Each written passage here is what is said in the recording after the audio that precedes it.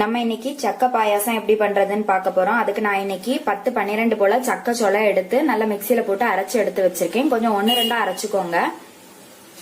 1/4 kilo போல சர்க்கரை எடுத்து தண்ணி விட்டு நல்லா கரைச்சு எடுத்து வச்சிருக்கேன். 1 கப்பு முதல் தேங்காய் பால், இது கொஞ்சம் பெரிய கப்பு, இதுக்கு 2வது 3வது தேங்காய் பால் நான் இதுல எடுத்து வச்சிருக்கேன். ஒரு 1/2 கப் போல பாசிப்பருப்பு எடுத்து வேக வச்சு எடுத்து வச்சிருக்கேன். அதே கப்புக்கு 1/2 கப்பு ஜவ்வரிசி வேக வச்சு எடுத்து வச்சிருக்கேன். நெய், முந்திரி பருப்பு, உலர் திராட்சை எல்லாமே எடுத்து வச்சிருக்கேன். நம்ம இப்ப எப்படி பண்றதுன்னு பார்க்கலாம்.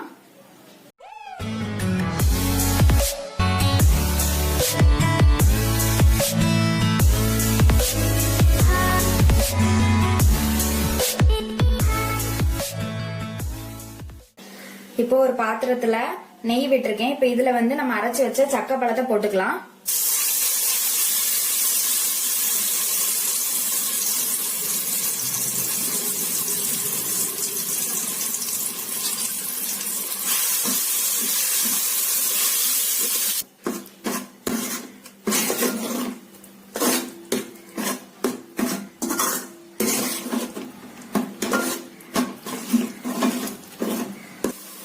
ஒரு 2 நிமிஷம் வதக்கினதுக்கு அப்புறமா நம்ம வேக வச்சு வச்சிருந்த பருப்பை கொட்டிக்கலாம்.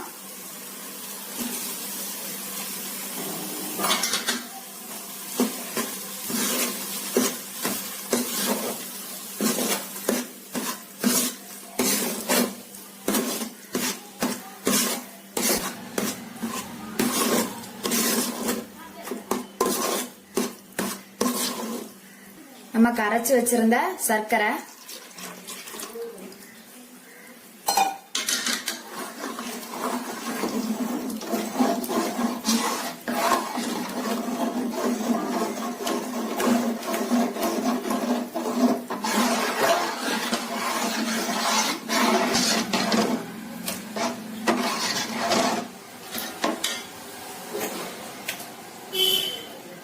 ஜவ்வரிசி,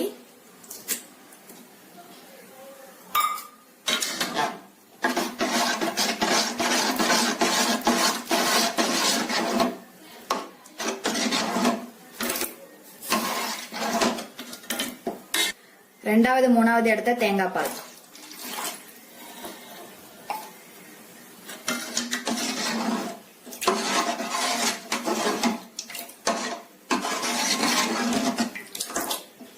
இப்ப இதெல்லாம் நல்லா கொதிக்கட்டும். பாயசம் நல்லா கொதிக்குது. சர்க்கரையோட பச்சை வாசனை எல்லாமே போயிடுச்சு. இப்ப ஏலக்காய் போட்டுக்கலாம். ஏலக்காய் சொல்ல மறந்துட்டேன். ஏலக்காய் ஒரு 3 ஏலக்காவை தட்டி போடுறேன். நம்ம முதல் தேங்காய் பால் விட்டுக்கலாம்.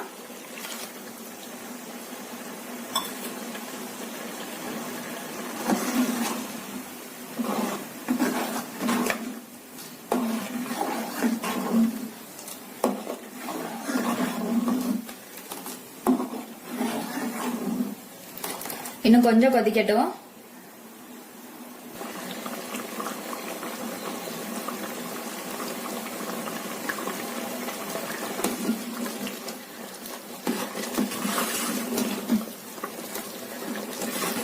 பாயசம் ரெடி ஆயிடுச்சு. இப்ப இதை இறக்கிட்டு நம்ம முந்திரி பருப்பும் திராட்சையும் வறுத்து கொட்டிக்கலாம். இப்ப இது கூட முந்திரி பருப்பும் திராட்சையும் போட்டுக்கிறேன்.